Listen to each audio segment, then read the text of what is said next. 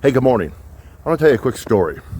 In 1976, the Special Olympics took place in Seattle, Washington. And there was a group of 9 kids, and they were scheduled to run the 100-yard dash. And their coach had told them, listen, don't lose focus. Your only job is to run toward that finish line. Don't you stop. Don't you listen to the person beside you. Ignore the crowd. You get to that finish line, and you run through that ribbon, and we're going to give you a trophy. And the 9 kids lined up. There was a little girl who had Down syndrome. There was a couple other challenges. This is the Special Olympics. You know what I'm talking about. And they got up there. And when the starting gun went off with a crack, the 8 kids took off and they ran well. But one little boy, he lunged a little bit too hard. And he stumbled and he fell. And guess what? He hit the ground. And when he hit the ground, all of a sudden you could hear silence. There was a collective gasp from the crowd. Because what do you do when a disabled child all of a sudden hits the ground? And all of a sudden, the only thing you could hear was him crying. Now, I know that the coach had told the other kids, don't you stop.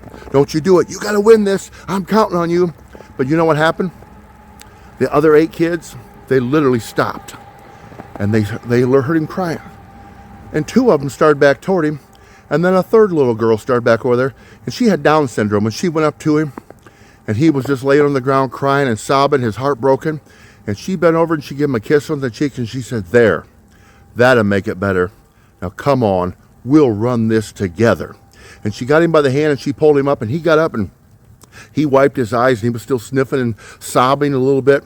And the crowd was still quiet. And then the other 8 kids had totally all surrounded him. They got up, they all rushed forward and they gave him a little hug. And then they locked arms and arm in arm, they started marching toward that finish line. Now all of a sudden the silence left.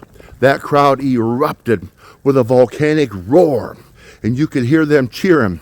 And they walked all the way and finished that race for that 100-yard dash. And you know what the moral of that story is?